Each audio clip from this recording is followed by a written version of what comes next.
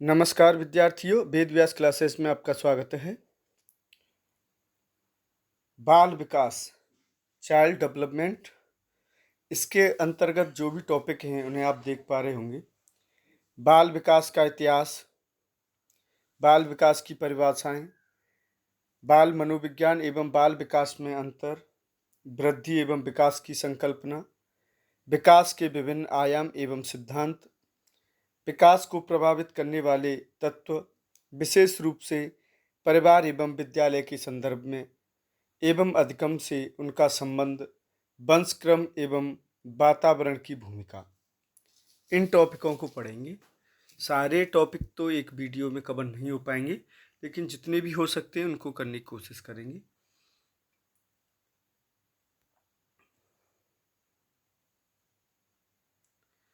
बालक की जीवन यात्रा और विकास माँ के गर्भ में आने के साथ ही प्रारंभ हो जाता है। बालक माँ के गर्भ में एक पौधे की तरह छोटे से अंकुर के रूप में अपना जीवन प्रारंभ करता है तथा धीरे धीरे विकास की ओर बढ़ता है। बालक छोटे से निषेचित अंडे से धीरे धीरे पूर्ण अवस्था को प्राप्त कर लेता है।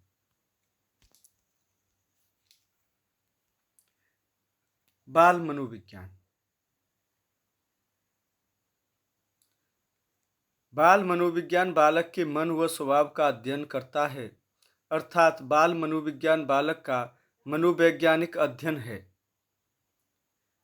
बालक के विकास का अध्ययन मनोविज्ञान की जिस शाखा के अंतर्गत किया जाता है उसे बाल मनोविज्ञान कहते हैं। जब इसके अध्ययन का क्षेत्र विस्तृत हुआ,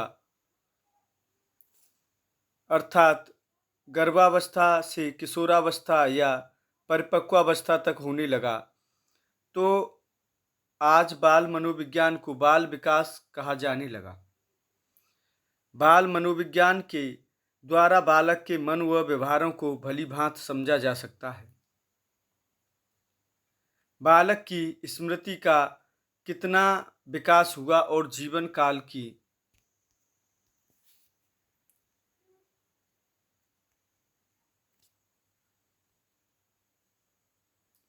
परिस्थितियों से बालक ने क्या प्रेरणा ग्रहण की, आदि प्रश्नों का उत्तर ढूंढना ही बाल मनोविज्ञान का उद्देश्य है।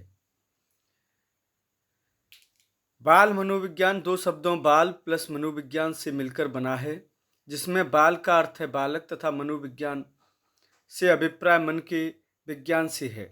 अतः बाल मनोविज्ञान से तात्पर्य बालक के मन तथा व्यवहार का अध्ययन करने से है। बाल विकास का इतिहास। बाल विकास बाल मनोविज्ञान का आधुनिक या विस्तृत रूप है। बालक की शारीरिक, मानसिक, बौद्धिक, भावनात्मक, सामाजिक आदि पक्षों में परिपक्वता का होना बाल विकास कहलाता है। 17वीं सदी तक बालक के विकास के अध्ययन को कोई महत्व नहीं दिया जाता था, परंतु प्राचीन काल से ही कई दार्शनिक बालक के विकास के अध्ययन के लिए निरंतर प्रयासरत रहे।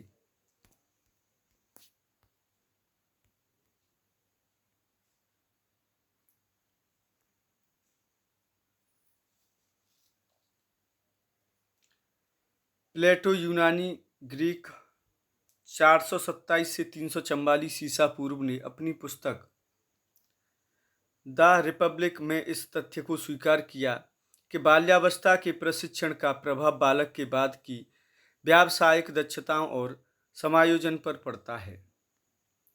1628 ईस्वी, समय 17वीं शताब्दी में जोहन अमोस कोमिनियस ने धनी आयु वर्ग के बच्चों के लिए इटली में स्कूल ऑफ इन्फेंसी की स्थापना की और लगभग 29 वर्षों के अथक प्रयास से 1657 में अपनी प्रसिद्ध पुस्तक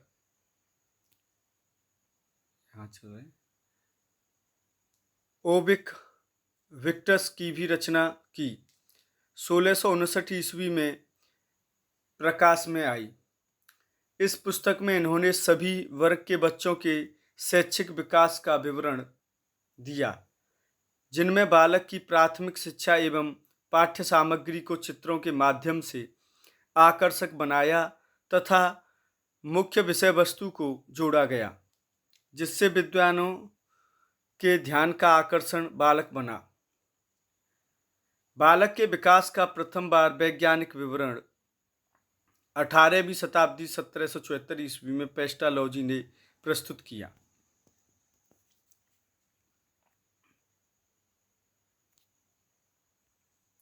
इनका यह विवरण अपने स्वयं के 3.5 वर्षीय पुत्र बेबी बायोग्राफी बाल कथा पर आधारित था। जर्मनी के चिकित्सक डॉक्टर टाइडमैन ने भी 1787 ईस्वी में अपने बच्चों के शारीरिक एवं मानसिक विकास का निरीक्षण कर एक विवरण दिया था। बाल विकास का सर्वप्रथम अध्ययन जॉन लॉक व थॉमस हॉब्स ने किया। 19वीं शताब्दी में अमेरिका में बाल अध्ययन आंदोलन की शुरुआत हुई। स्टैनली हॉल इस आंदोलन के जन्मदाता ने 1893 ईस्वी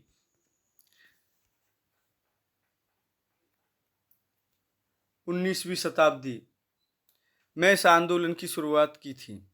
इन्होंने चाइल्ड स्टडी सोसाइटी, बाल अध्ययन समिति तथा चाइल्ड वेलफेयर ऑर्गेनाइजेशन, बाल कल्याण संगठन जैसी संस्थाओं की स्थापना की तथा बायोग्राफी भी तैयार की। भारत में बाल विकास के अध्ययन की शुरुआत लगभग 1930 में कोलकाता विश्वविद्यालय में हुई, गिजुभाई बधेका के प्रयासों से। तो इन तथ्यों को आप याद कर लेना। अब देखो, बाल विकास की कुछ परिभाषाएं हैं। परिभाषाएं अक्सर करके परीक्षा में पूछने के लिए आ जाती हैं।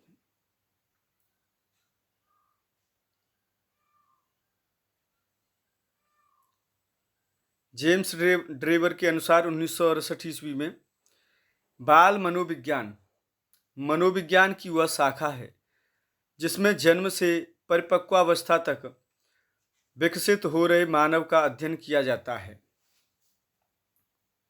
हरलॉक के अनुसार विकास की सीमा अभिवृद्धि तक ही नहीं है, अपितु इसमें प्रौढ़ावस्था के लक्ष्य की ओर प्रगतिशील क्रम निधि रहता है।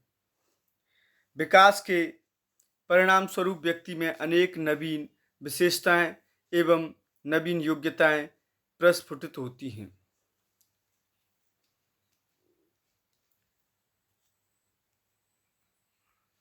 बर्क के अनुसार देखिए, 2000 में ये परिभाषा आई है। बाल विकास मनोविज्ञान की वह शाखा है जिसमें जन्म पूर्व अवस्था से परिपक्वावस्था तक होने वाले विकास का अध्ययन किया जाता है। क्रो एंड क्रो के अनुसार 1958 ईस्वी में बाल विकास वह वैज्ञानिक अध्ययन है जिसमें गर्भावस्था के प्रारंभ से किशोरावस्था के प्रारंभ तक होने वाले विकास का अध्ययन किया जाता है।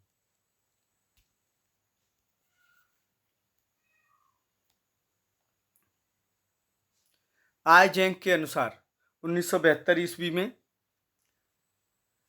बाल मनोविज्ञान का संबंध बालक में मनोवैज्ञानिक प्रक्रिया के विकास से है। गर्भकालीन अवस्था, जन्म, शैशवावस्था, बाल्यावस्था, किशोरावस्था और परिपक्वावस्था तक के बालक की मनोवैज्ञानिक विकास प्रक्रियाओं का अध्ययन किया जाता है। मारिया मोंटेसरी के अनुसार बालक में सच्ची शक्ति का निवास होता है, उसकी मुस्कुराहट ही सामाजिक प्रेम व उल्लास की आधारशिला है। फ्रोवेल के अनुसार सुन लीजिए,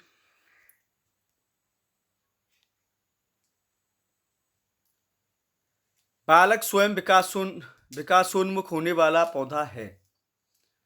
गैरेट के अनुसार आनुवांशिकता व वातावरण एक दूसरे के सहयोगी हैं तथा दोनों ही बालक की सफलता के लिए अनिवार्य है। उपरोक्त परिभाषाओं के आधार पर निष्कर्ष निकलता है कि बाल विकास वह शाखा है जिसमें गर्भावस्था से परिपक्वावस्था तक होने वाले विकास का अध्ययन किया जाता है। इन्हें भी जानें।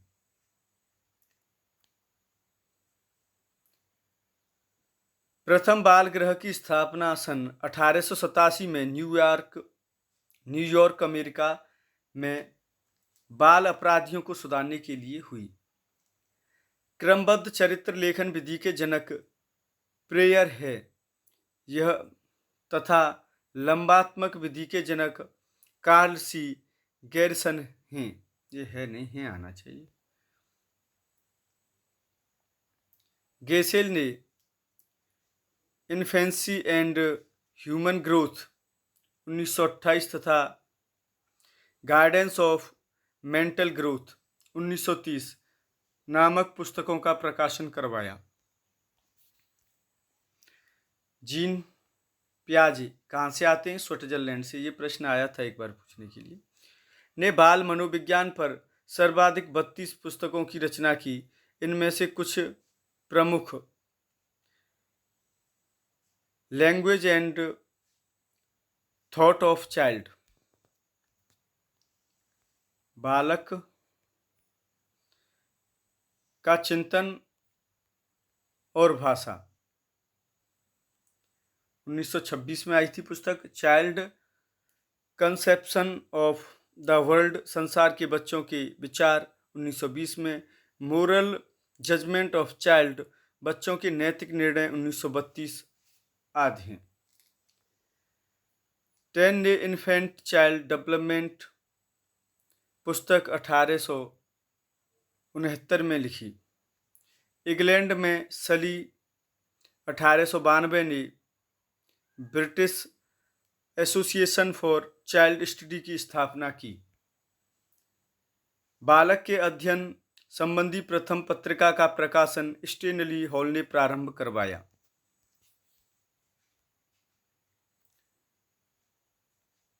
डार्विन ने biographical sketch of an infant 1877 नामक पुस्तक प्रकाशित की। प्रेयर ने अपने नवजात पुत्र की सहज क्रियाओं का विकास तथा अनुभव का अध्ययन कर माइंड ऑफ द चाइल्ड 1881 नामक पुस्तक लिखी। बाल अपराध जैसे व्यवहारों के निदान के लिए विलियम हिली ने 1909 में शिकागो में प्रथम बाल निर्देशन क्लिनिक खोला। बाद में यह सेवा केंद्र विलय हो गया। वर्तमान में इसका परिवर्तित रूप विद्यालयों में कैरियर डे के रूप में जाना जाता है।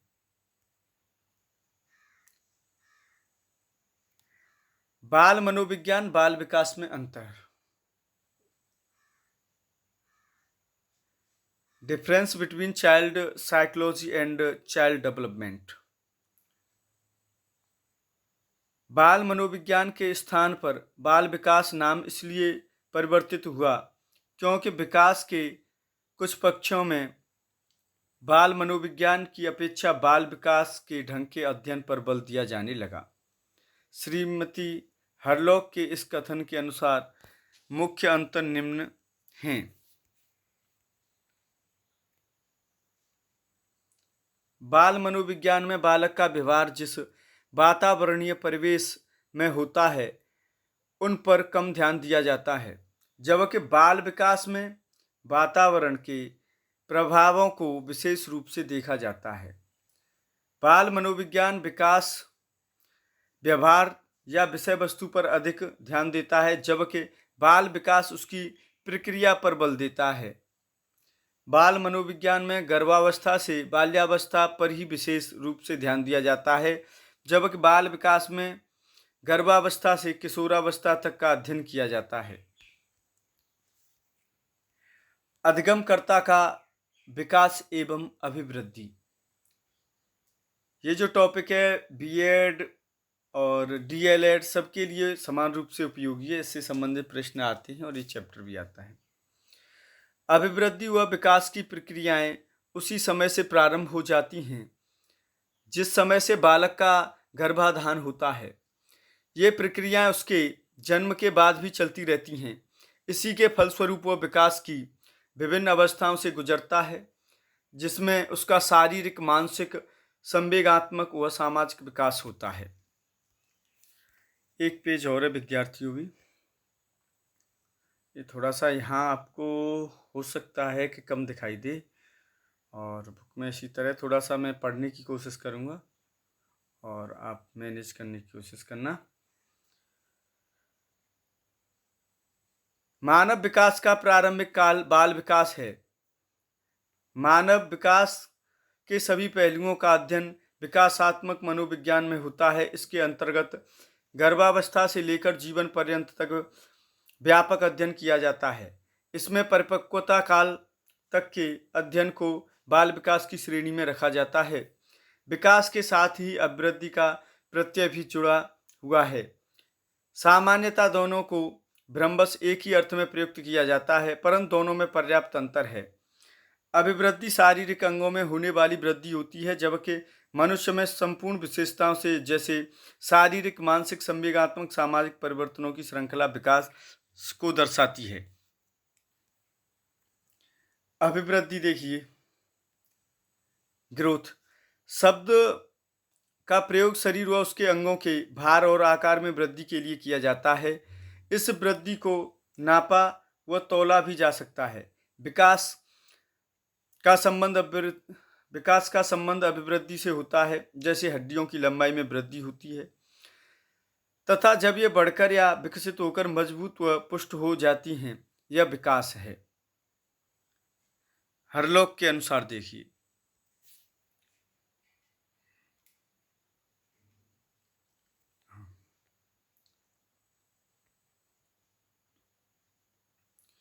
विकास अभिवृद्धि तक ही सीमित नहीं है, इसके बजाय इसमें प्रौढ़ावस्था के लक्ष्य की ओर भी परिवर्तनों का प्रगतिशील क्रम निहित रहता है।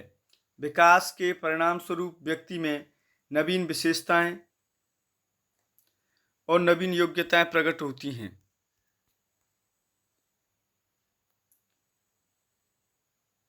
श्रीमती हरलॉक के अनुसार विकास में गर्भ में आने से लेकर मृत्यु तक मानव में परिवर्तन होते रहते हैं।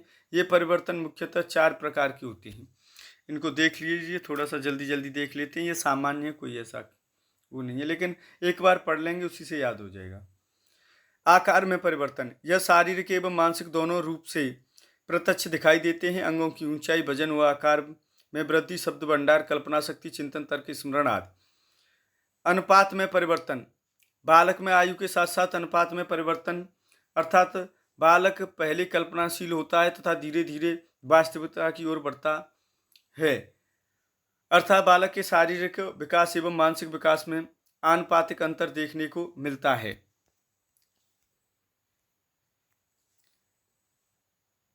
पुराने चिन्हों की लुप्तता, जैसे दूध के दांतों का लुप्त हो जाना, सीने में स्थिर थाइमस ग्रंथि, मस्तिष्क के पास स्थित पीनियल ग्रंथि धीरे धीरे लुप्त हो जाती हैं। नए चिन्हों का विकास, पुराने चिन्ह समाप्त होने के साथ साथ नवीन शारीरिक एवं मानसिक चिन्हों की प्राप्ति दिखाई देती है, जैसे स्थायी दांत, दाढ़ी, मूंछ का उगना आदि। क्या हो जाता है बार बार।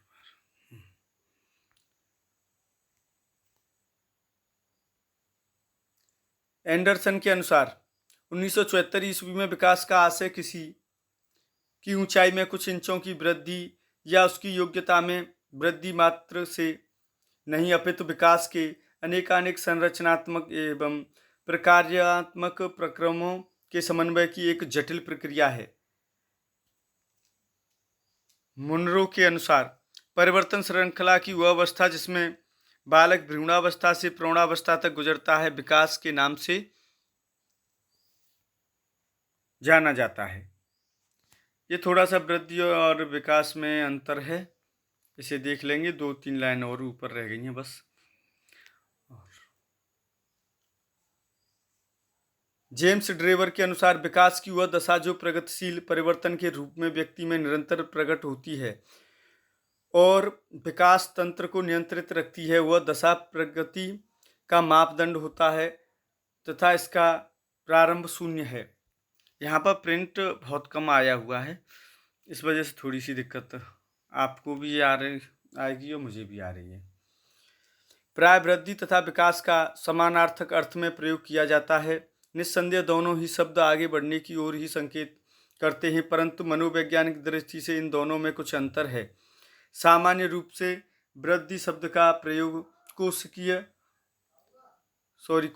कोशीय वृद्धि के लिए किया जाता है।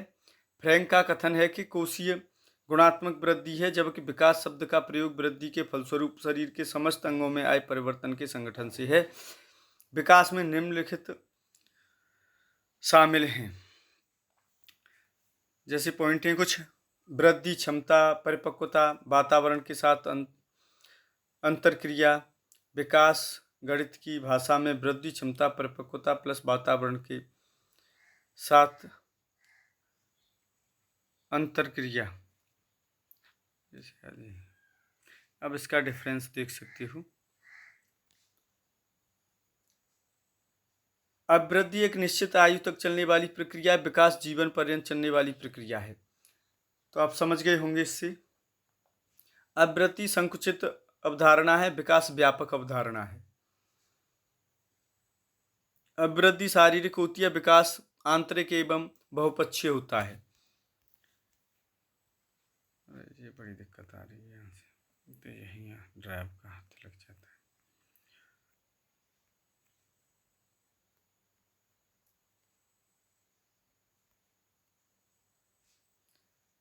अब वृद्धि का कोई निश्चित क्रम नहीं है, विकास का निश्चित क्रम होता है। अब वृद्धि को मापा तोला जा सकता है, विकास को केवल व्यवहार के आधार पर महसूस किया जाता है। अभिवृद्धि के ये हो गया। अभिवृद्धि के परिवर्तन विवृद्धि सूचक होते हैं, विकास के परिवर्तन विवृद्धि सूचक का ह्रास सूचक होते हैं। कुछ ऐसा ही लिख रहा है। अरे ये बड़ी दिक्कत आ रही है हर बार।